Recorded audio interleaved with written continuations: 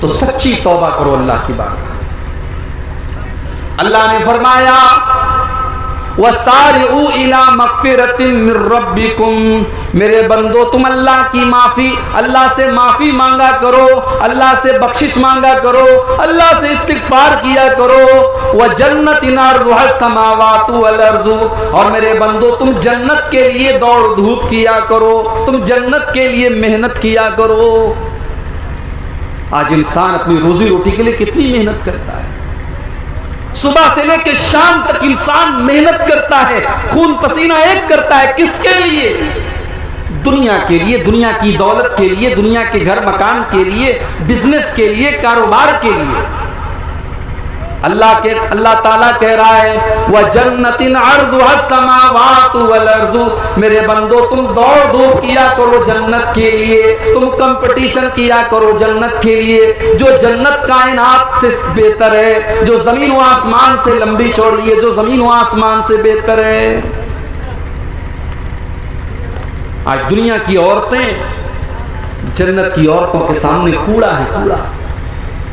दुनिया के फल फ्रूट जन्नत के फल फ्रूट के आगे कूड़ा है मेरे भाई। दुनिया की तमाम नेमतें मिलकर के जन्नत की किसी एक नेमत के बराबर नहीं हो सकती हैं। जन्नत की नेमत का तो ये हाल होगा, अल्लाह के प्यारे नबी फरमाते हैं, सही मुस्लिम की रिवायत है कि वो इंसान जो सारी जिंदगी मुसीबत में था, परेशानी में था, बीमारी में था, उस इंसान को कल कयामत के दिन अल्लाह ताला थोड़ी देर के लिए जन्नत में डालेगा।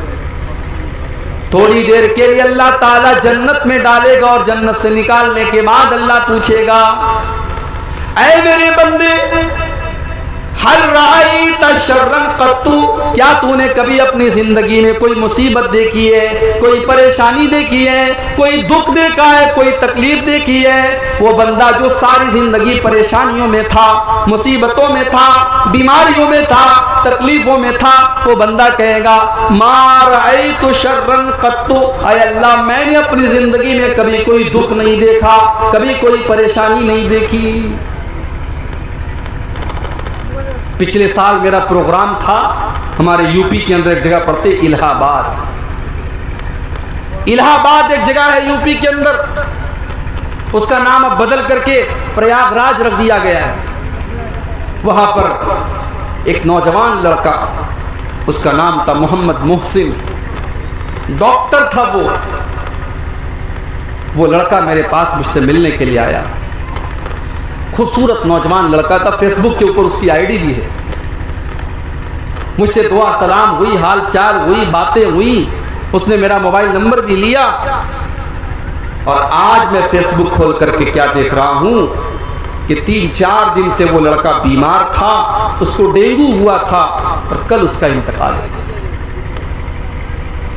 नौजवान लड़का 20 से 25 साल की उम्र है मेरे भाइयों, दीनदार है, बाअखलाक है, मिलनसार है। एक बीमारी आती है और एक झटके में उसको लेके चली जाती है। सब ठाट पड़ा रह जाएगा जब लाद चलेगा बंजारा। मेरे प्यारे साथियों, मौत का फरिश्ता कभी भी हमारे पास आ सकता है। वो ये पूछ करके नहीं आएगा कि अब्दुल गफ्फार साहब आपके घर वालों को आपकी जरूरत है, आपके बच्चों को आपकी जरूरत है, आपकी बीवी को आपकी जरूरत है। वो ये भी नहीं पूछने आएगा कि अभी आपको तो दुनिया के लिए बहुत कुछ करना है, अभी आपकी उम्र ही क्या है, मौत तो अपने टाइम पर आ जाएगी। और जब मौत आएगी तो फिर हमको नेकी करने का मौका नहीं मिलेगा, फिर तौबा करने का मौका नहीं मिलेगा, फिर सुधरने का मौका नहीं मिलेगा। ओ नमाज से दूर मेरे साथियों, नमाज की पाबंदी शुरू कर दो इसके पहले कि मौत का फरिश्ता आपके पास आ जाए। ओ हराम काम में डूबे मेरे भाइयों, हराम तरीके छोड़ दो, अल्लाह के दीन की तरफ आ जाओ इसके पहले कि मौत का फरिश्ता आपके पास आ जाए। अल्लाह ने फरमाया हत्ता इज़ा जाअ अहदहुमुल मौत क़ाल रब्बिरजिऊन। जब मौत का फरिश्ता आता है, जब मौत का टाइम आता है, तो इंसान ये कहता है कि ऐ अल्लाह मुझे एक चांस और दे दे, एक टाइम और दे दे। एक बार दुनिया में और भेज दी। क़ाल रब्बिरजिऊन, आय अल्लाह एक मौका तो मुझे और दे दे। इसलिए नहीं कि मुझे अपनी लड़की की शादी करनी है, इसलिए नहीं कि मुझे अपना मकान बनाना है, इसलिए नहीं कि मुझे अपना बिजनेस सेटअप करना है, इसलिए नहीं कि मुझे गवर्नमेंट जॉब करनी है। लअल्ली आमलु सालिहा, आय अल्लाह मुझे मौत का अंदाजा नहीं था, मैंने सारी जिंदगी गुनाह किया है, मैंने नाफरमानी किया है, मैंने तुझको नाराज किया है। आय अल्लाह तू एक चांस और मुझे दे दे। लअल्ली आमलु सालिहा, मैं वादा करता हूं मैं नेक अमल करूंगा, मैं तुझे राजी करने वाला अमल करूंगा, मैं ऐसा अमल करूंगा जिससे तू राजी हो जाए। ये कब कहेगा इंसान? मौत को देखने के बाद कहेगा। अल्लाह फरमाएगा कल्ला, ऐसा कभी नहीं हो सकता। इन्नहा कलिमतुन हुवा काइलुहा, ऐ मेरे बंदे ये तो बस तेरे मुंह से निकलने वाली एक बात है, तू आज कह रहा है, अगर हम तुझे दोबारा दुनिया में डाल देंगे फिर तू वही काम करेगा। ये तो बस तू बात ही बात कर रहा है। व मिन वराइहिम बरज़खुन इला यौमि युबअसून, और ऐ मेरे बंदे अब तेरे पास मौत का टाइम आ चुका है, अब तो तुझे बरज़ख में जाना है, अब तो तुझे कब्र में जाना है, अब तुझे दुनिया की कोई ताकत रोक नहीं सकती है। मौत वो चीज है मेरे भाई। आज तो हम और आप इतने कठोर दिल हो चुके हैं कि कब्रों को देख करके और मौत को देख करके भी हमारे रोंगटे खड़े नहीं होते, हमें मौत याद नहीं आती। कब्रिस्तान में बैठ करके लोग जुआ खेलते हैं, कब्रिस्तान में बैठ करके लोग शराब पीते हैं, कब्रिस्तान में बैठ करके लोग हराम काम करते हैं। इतना सख्त दिल हो चुका है इंसान।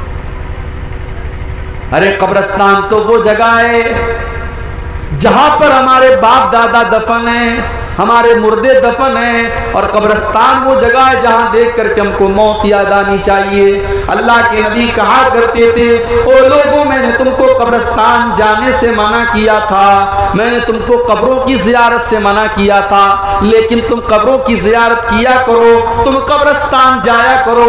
फइन्नहा तुज़क्किरुकुमुल आखिरा, इसलिए कि कब्रिस्तान जाने से मौत की याद आती है, आखिरत की याद आती है।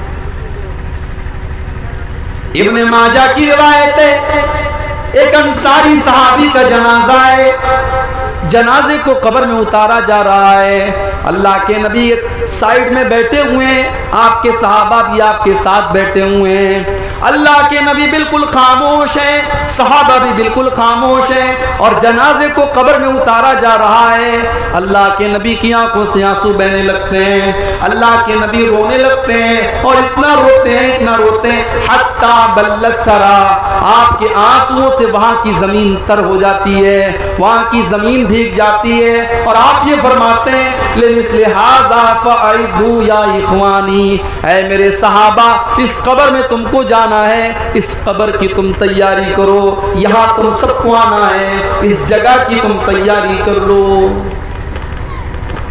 कब्र में क्या काम आएगा मेरे भाई? हमारे बच्चे तो हमारे काम नहीं आएंगे, हमारी बीवी तो हमारे काम नहीं आएगी, हमारी दौलत हमारा माल हमारे काम नहीं आएगा।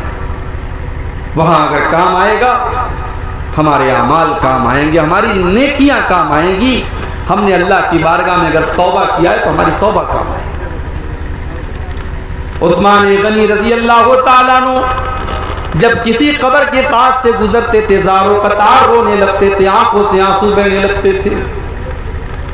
किसी ने पूछा, अय उस्मान गनी, जन्नत की बात होती है तो आप रोते नहीं है, जहन्नम की बात आती है तो आप रोते नहीं है, लेकिन अब आप जब आप किसी कब्र के पास से गुजरते हैं तो रोने लगते हैं, क्या बात है? उस्मान गनी कहते हैं, ओ लोगों, मैंने अपने प्यारे नबी को ये फरमाते हुए सुना है, इन्नल कब्र अव्वलु मंजिल मिन मनाजिलिल आखिरा, बेशक ये कब्र आखिरत की पहली मंजिल है, जिसने इस मंजिल को पार कर लिया उसके लिए आगे की मंजिल आसान है।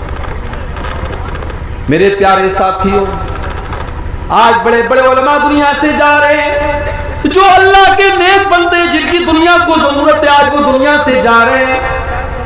आपके बिहार की सरजमीन के मधुबनी के रहने वाले अल्लामा उज़ैर शम्स रहमतुल्लाह अलैह, जो आपके इसी बिहार के सपूत थे, हमारे बनारस से जामिया सल्फिया से उन्होंने तालीम हासिल की और पूरी ज़िंदगी मक्का मुकर्रमा में रहे और वहीं दीन की खिदमत करते रहे। बहुत बड़ी बड़ी किताबें लिखी, आज वो भी अल्लाह को प्यारे हो गए। आज बड़े बड़े उलमा दुनिया से जा रहे हैं। मेरे प्यारे साथियों, वो लोग तो अल्लाह के नेक बंदे थे। हमारा और आपका क्या हाल होगा? हमारी और आपकी ज़िंदगी तो गुनाहों में गुजर रही है, अल्लाह की नाफरमानियों में गुजर रही है, गलत कामों में गुजर रही है। मेरे प्यारे साथियों, इससे पहले कि मौत का फरिश्ता हमारे पास आए, हम मौत के बाद की तैयारी कर लें।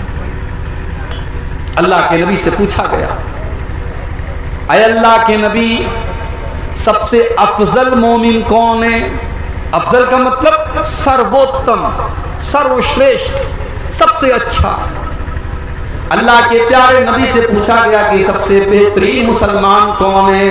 आपने फरमाया अहसनुहुम खुलुका, जिसका अखलाक सबसे अच्छा हो, जिसका व्यवहार सबसे अच्छा हो, जिसकी बातचीत सबसे अच्छी हो, जो सबसे अच्छे तरीके से मिलता जुलता हो, जिसका बिहेवियर सबसे अच्छा हो।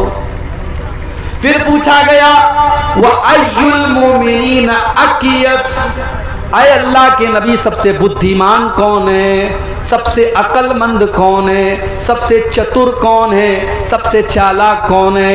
अल्लाह के प्यारे नबी ने फरमाया अक्सरुहुम ज़िक्रन लिल मौती व इस्तिदादन लिमा बादहू, सबसे ज्यादा मौत को याद करने वाला और मौत के बाद की जिंदगी की तैयारी करने वाला। आज हम मौत को याद नहीं करते, वो मौत जो हमें हमारा अंजाम याद दिलाती है। मेरे प्यारे साथियों, जरा अपने नबी की मौत का टाइम याद करो। सोमवार के दिन अल्लाह के नबी का इंतकाल होता है, जुमेरात का दिन है, जोहर की नमाज का टाइम है। अल्लाह के नबी कमजोरी महसूस कर रहे हैं। आप साहबा से कहते हैं कि 7 अलग अलग कुएं का पानी लाया जाए। 7 अलग अलग कुएं का पानी लाया जाता है और अल्लाह के प्यारे नबी उससे नहाते हैं, उससे गुस्ल करते हैं। उसके बाद आप अपने सर के ऊपर एक सफेद पट्टी बांधते हैं, एक व्हाइट कलर की पट्टी आप बांधते हैं और आप मस्जिद में आते हैं, जोहर की नमाज पढ़ाते हैं और आप मिंबर पर खड़े होते हैं और आप अपने सहाबा से कहते हैं, हो लोगो अना शहीदुन अलैकुम, कल क़यामत के दिन मैं तुम्हारे बारे में गवाही दूंगा। व अना फरतुन लकुम, और मैं क़यामत के दिन तुमसे आगे आगे रहूंगा। व इन्ना मौइदकुम लहौज़ु, और है मेरी उम्मत के लोगों, तुमसे मुलाकात हौज़े कौसर पर होगी। वला अख्शा अलैकुम अन तुशरिकू, ऐ मेरे सहाबा, मुझे इस बात का डर नहीं है कि तुम मेरे बाद शिर्क करने लगोगे। वलाकिन अखाफु अलैकुम अन तुबसत अलैकुम दुनिया, मुझे डर है तो इस बात का डर है कहीं तुम दुनिया के फितने में न पड़ जाओ, कहीं दुनिया की रंगीनियों में न पड़ जाओ, कहीं दुनिया की आजमाइश में न पड़ जाओ। ये जुमेरात का दिन था, आखिरी नमाज जो अल्लाह के नबी ने पढ़ाई थी, मगरिब की नमाज आपने पढ़ाई थी जुमेरात के दिन। इशा की नमाज का टाइम आया, हजरत बिलाल आए, आए अल्लाह के नबी नमाज का टाइम हो चुका है, लोग आपका इंतजार कर रहे हैं। अल्लाह के नबी ने पानी मंगवाया, गुस्ल किया और गुस्ल करने के बाद आप जब खड़े होने लगे, हदीस के अल्फाज हैं, आप बेहोश होकर के गिर गए। होश आया, आपने पूछा कि क्या नमाज हो गई? नहीं नहीं अल्लाह के नबी, नमाज अभी नहीं हुई है, लोग आपका इंतजार कर रहे हैं। आपने फिर पानी मंगवाया, फिर आपने गुस्ल किया, फिर आप जब उठने की कोशिश करने लगे, चक्कर आ गया, गशी आ गई, फिर आप बेहोश होकर के गिर पड़े। 3 बार ऐसा हुआ, 3 बार ऐसा हुआ, अल्लाह के नबी बेहोश होकर के गिरते चले जा रहे। जब आप ये समझ गए कि अब आप नमाज पढ़ाने की ताकत आपके बदन के अंदर, आपकी बॉडी के अंदर नहीं है, आपने सहाबा से कहा कि वो लोगों, जाओ अबू बकर सिद्दीक से कहो वो लोगों को नमाज पढ़ाए। आपकी जिंदगी में 17 टाइम की नमाज अबू बकर सिद्दीक ने पढ़ाई। आप मस्जिद में जाने की और नमाज पढ़ाने की ताकत आपके अंदर बाकी नहीं बची थी। वो लोगों, वो नबी जो हम सबके नबी थे, जो रहमतुल लिल आलमीन थे, जो अपनी जान से ज्यादा हमको प्यारे हैं, उस नबी के आखिरी टाइम को जरा याद करो। जुमा का दिन आया, अल्लाह के नबी मस्जिद में आते हैं, खुतबा देते हैं और खुतबे में आप ये कहते हैं कि ओ लोगों, अल्लाह ने अपने एक बंदे को ये इख्तियार दिया था, अपने बंदे को ये चॉइस दी थी कि चाहे तो वो बंदा दुनिया की नेमतों को ले ले और चाहे तो वो अल्लाह के पास चला जाए। अल्लाह के उस बंदे ने अल्लाह के पास चले जाने की ऑप्शन को कबूल कर लिया और अल्लाह के पास जाने के लिए तैयार हो गया। अभी अल्लाह के नबी ने इतना ही बयान किया था, अबू बकर सिद्दीक रज़ी अल्लाह तआला अन्हु रोने लगे और आंखों से आंसू बहने लगे और कहने लगे, फदैना कभी आबाइना व उम्महातिना, है अल्लाह के नबी हमारे माँ बाप आपके ऊपर कुर्बान हो जाएं, है अल्लाह के नबी हमारे माँ बाप आपके ऊपर कुर्बान हो जाएं। सहाबा कहते हैं हमें बड़ी हैरत हुई कि अल्लाह के नबी तो एक आम बात कर रहे हैं, ये बार बार क्यों हजरते अबू बकर रो क्यों रहे हैं, क्यों ये डिस्टर्ब क्यों हो रहा है, आवाज क्यों आ रही है? माइक ठीक करो ना यार।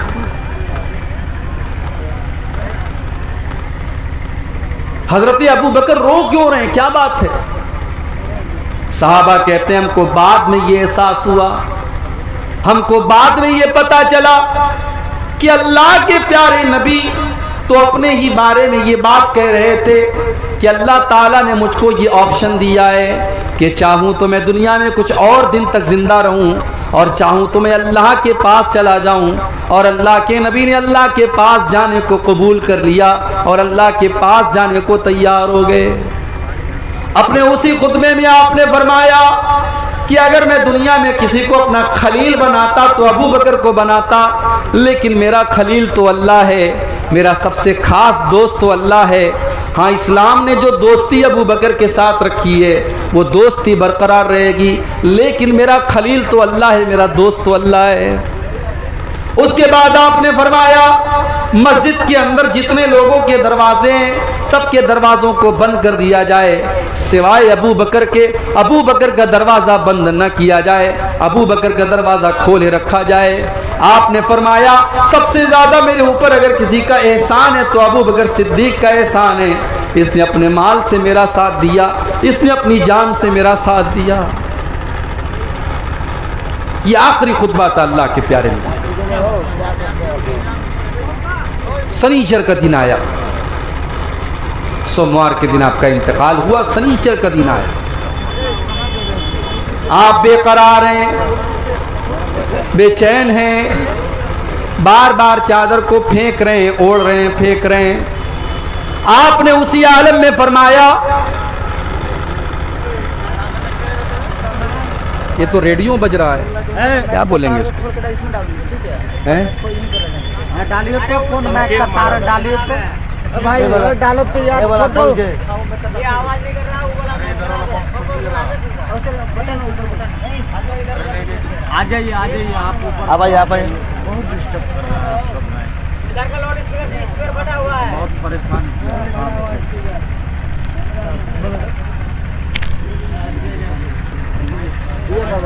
सोमवार के दिन आपका इंतकाल हो रहा है, शनीचर का दिन आया, आप बिस्तर पे लेटे हुए, बेचैन हैं, बेकरार हैं, बार बार अपनी चादर को फेंक रहे हैं, ओढ़ रहे हैं, फेंक रहे हैं। उसी बेकरारी के आलम में अल्लाह के प्यारे नबी फरमाते हैं, लानल्लाहुल यहूद वन नसारा इत्तखज़ू कुबूर अंबियाइहिम मसाजिद। अल्लाह की लानत तो यहूद और नसारा के ऊपर, उन्होंने अपने नबियों की कब्रों को सजदागाह बना लिया, उन्होंने अपने नबियों की कब्रों को मस्जिद बना लिया।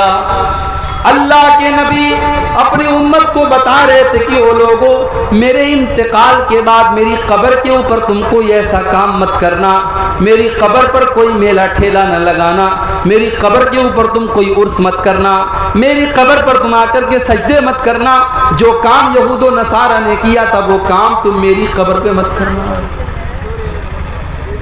मेरे प्यारे साथियों, आज उम्मत को नबी की मोहब्बत तो याद है, नबी की पैदाइश तो याद है और नबी की पैदाइश के नाम पर जश्न तो याद है, मगर आज उम्मत को अपने नबी की ये वसीयत याद नहीं है। आज उम्मत का एक बड़ा तबका कब्र परस्ती में मुब्तला है। आज कब्रों के ऊपर सजदा किया जा रहा है, आज मज़ारों के ऊपर सजदा किया जा रहा है, आज गले में तावीज़ पहना जा रहा है, आज हाथों में तावीज़ पहना जा रहा है। जिस काम से अल्लाह के नबी ने अपने आखिरी टाइम मना किया था, उस काम को आज उम्मत के लोग करते चले जा रहे हैं। मेरे प्यारे साथियों, वो नबी जब दुनिया से गए, आखिरी दिन है आपकी जिंदगी का, सोमवार के दिन आपका इंतकाल होता है और इतवार के दिन रात में जो चिराग आपके घर पे जलता है, उस चिराग का तेल भी पड़ोसी से उधार लिया जाता है। उस नबी ने अपने लिए कुछ नहीं किया, कोई प्रॉपर्टी नहीं बनाई, कोई मकान नहीं बनाया, कोई दौलत इकट्ठा नहीं की। उस नबी ने पूरी जिंदगी को अल्लाह के दीन के लिए लगा दिया। उस नबी की जिंदगी का एक ही मकसद है कि लोग इस्लाम ले आए, लोग ईमान ले आए, लोग तौहीद पर आ जाएं। अल्लाह ने कुरान में फरमाया, फलअल्लका बाक़िउन नफ्सका अला आतारिहिम इल्लम युमिनू बिहाज़ल हदीस असफा। ऐ नबी, अगर ये लोग ईमान नहीं लाते तो क्या आप अपनी जान दे देंगे? आप अपनी जान को जोखिम में डाल देंगे? क्या आप अपनी जान दे देंगे? आप लोगों के ईमान लाने की इतनी चिंता क्यों करते हैं? मेरे प्यारे साथियों, नमाज की हालत में अल्लाह के नबी के गले में उक़बा इब्न अबी मुईत आता है और चादर डाल करके आपका गला दबाने की कोशिश करता है। अबू बकर सिद्दीक आते हैं और अपने नबी की जान बचाते हैं और कहते हैं, अतक़्तुलून रजुलन अन यक़ूल रब्बी अल्लाह, कि ओ लोगो, क्या तुम अल्लाह के नबी को सिर्फ इसलिए कत्ल कर देना चाहते हो कि वो अल्लाह को अपना रब कहते हैं, वो अल्लाह को अपना रब कहते हैं? इस अपराध में और इस जुर्म में तुम उनको कत्ल कर देना चाहते हो? वो लोगो, तुम इतने बड़े जालिम क्यों हो? अल्लाह के नबी नमाज पढ़ रहे हैं, एक जालिम आता है और आपके ऊपर ऊँटनी की ओझड़ी ला के रख देता है, ऊँटनी की गंदगी और ऊँटनी की बच्चादानी ला के रख देता है। अल्लाह के नबी सजदे से सर नहीं उठा पा रहे हैं और अल्लाह का कोई बंदा आता है और जब उस ओझड़ी को हटाता है तब अल्लाह के नबी सजदे से सर उठाते हैं। कितनी तकलीफें सही उस नबी ने। और आज उस नबी का आखिरी टाइम है, उस नबी के इंतकाल का टाइम। सोमवार का दिन आता है, फजर की नमाज का टाइम है। अल्लाह के प्यारे नबी अपने कमरे का पर्दा हटाते हैं, सामने अबू बकर सिद्दीक नमाज पढ़ा रहे हैं, सहाबे किराम पीछे नमाज पढ़ रहे हैं।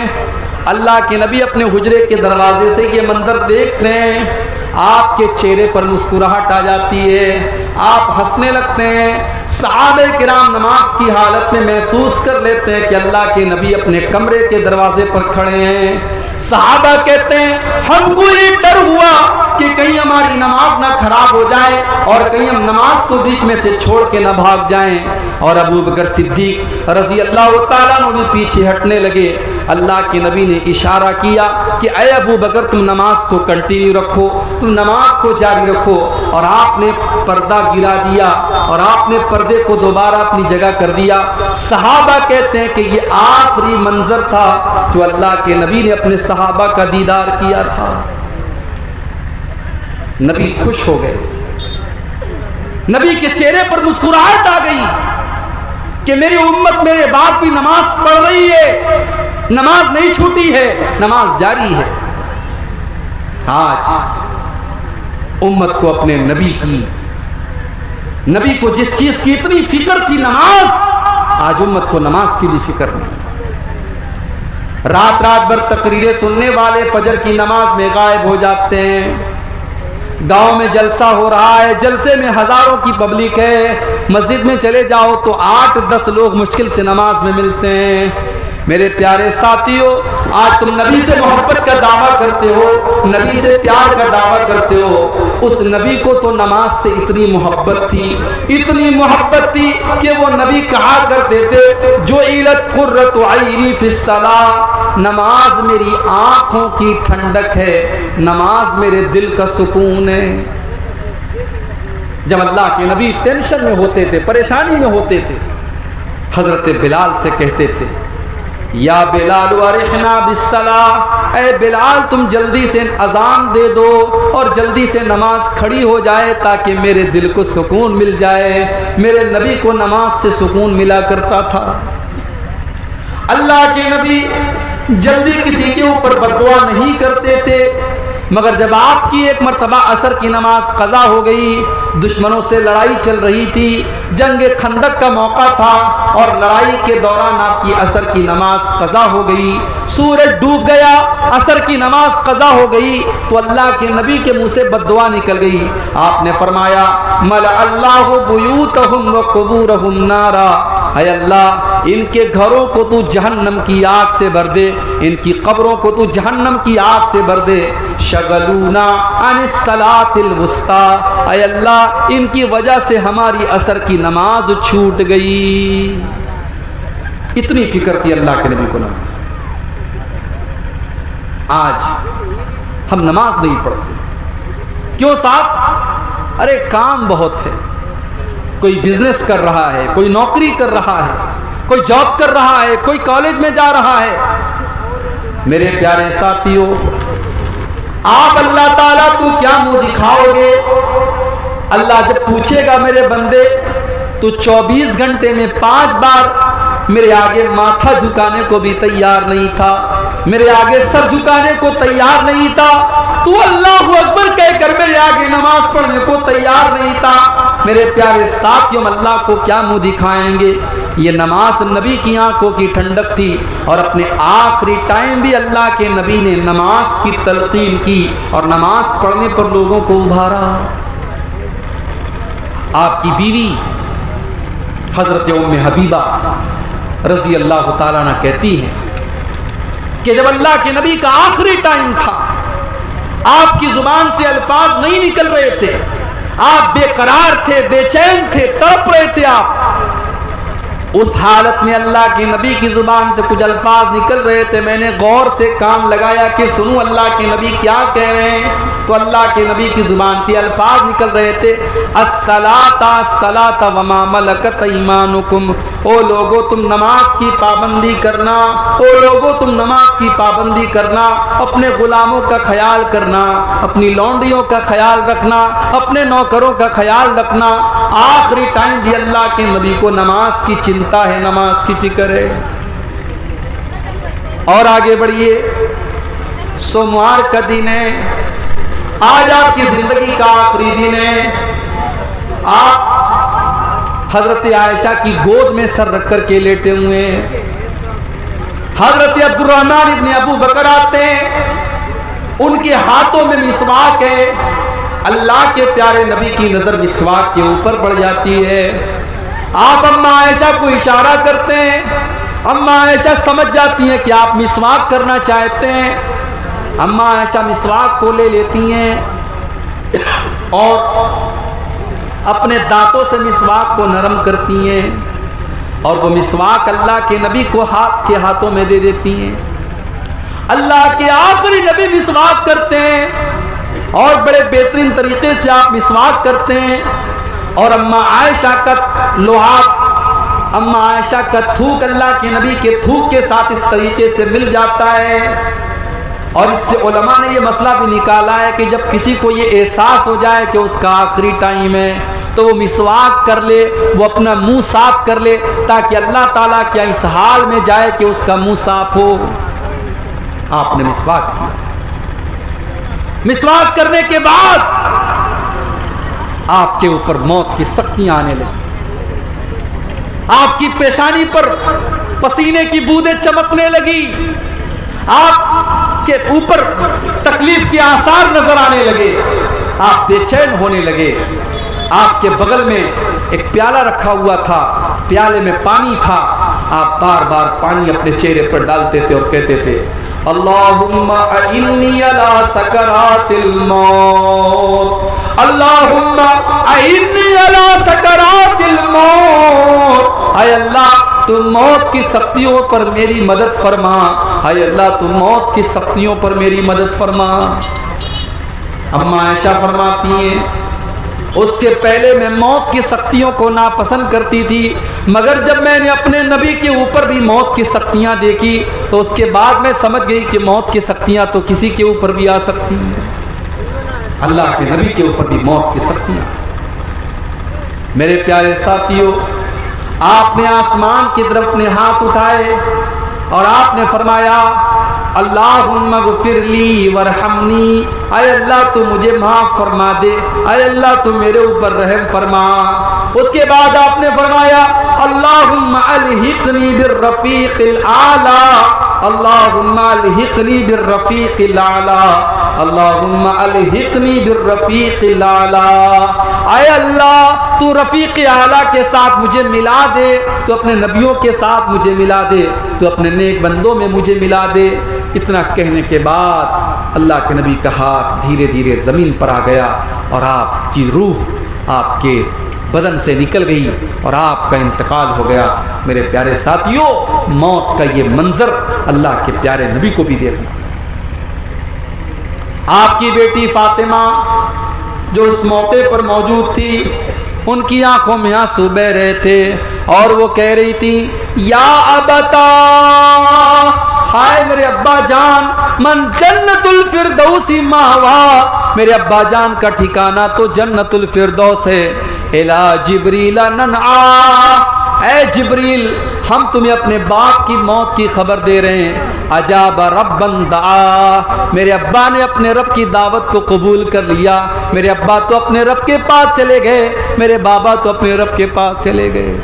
आपकी बेटी की आंखों से आंसू बह गए। मौत का वो मंजर देख करके सहाबे किराम बेचैन हो गए, बेकरार हो गए।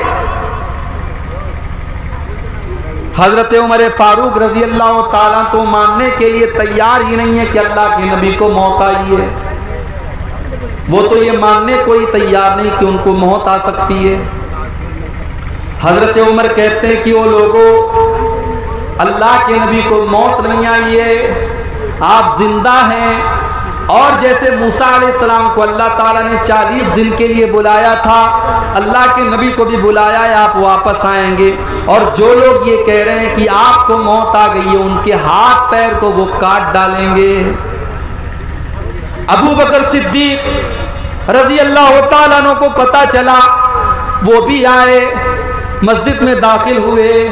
हजरत उमर गुस्से में खड़े हुए थे, हजरत अबू बकर ने उनसे कोई बात नहीं की और डायरेक्ट हजरत आयशा के कमरे में चले गए। जब हजरत आयशा के कमरे में गए, सामने अल्लाह के नबी की डेड बॉडी है, अल्लाह के नबी का जिस्म अतहर है, आपकी बॉडी है, आपका शरीर है, आपका जिस्म मुबारक है। हजरत अबू बकर सिद्दीक आते हैं और अल्लाह के नबी की पेशानी को चूम लेते हैं और रोते हुए कहते हैं कि मेरे माँ बाप आपके ऊपर कुर्बान हो जाएं। अरे अल्लाह के नबी, सबको एक मौत आती है, वो एक मौत आपको आ चुकी है, अल्लाह ताला दो मौत आपको नहीं देगा, एक मौत सबको आती है, वो मौत आपको आ चुकी है।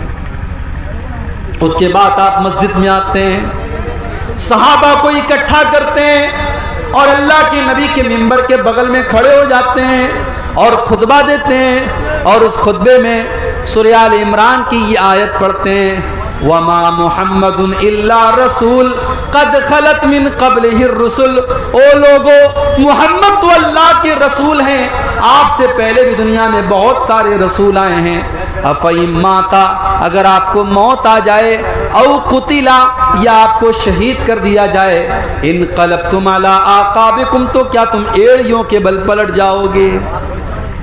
हजरत अबू बकर सिद्दीक ने कुरान की आयत पढ़ी और उसके बाद कहा मन काना याबुदु मिनकुम मुहम्मदन फइन्ना मुहम्मदन कद मात। ओ लोगो, जो मोहम्मद सल्लल्लाहु अलैहि वसल्लम की इबादत करता था वो ये कान खोल करके सुन ले कि मोहम्मद सल्लल्लाहु अलैहि वसल्लम को मौत आ चुकी है।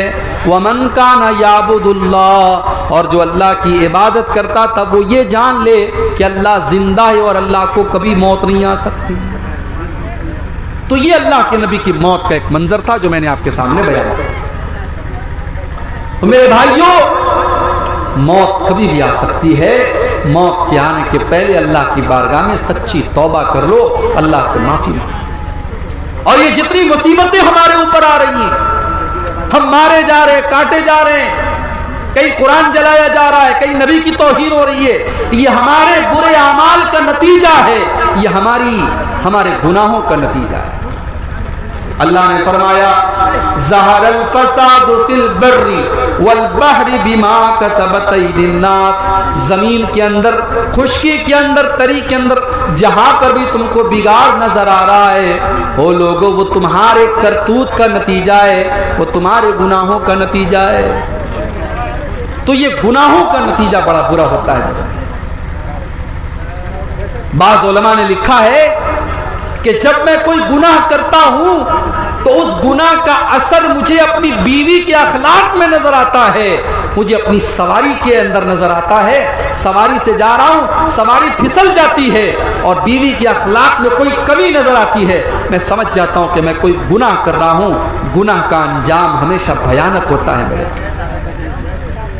जब इंसान कोई गुनाह करता है, कोई पाप करता है, उसकी रोजी रोटी छीन ली जाती है, उसके मुकद्दर की रोजी जो अल्लाह ताला लिखता है वो रोजी छीन ली जाती है। अल्लाह के प्यारे नबी फरमाते हैं इन्नल अब्द लयुहरमुर रिज़्क़ बिज़म्बिन युसीबुहु। इंसान को जो रोजी मिलने वाली होती है वो रोजी उससे छीन ली जाती है उसके गुनाह की वजह से।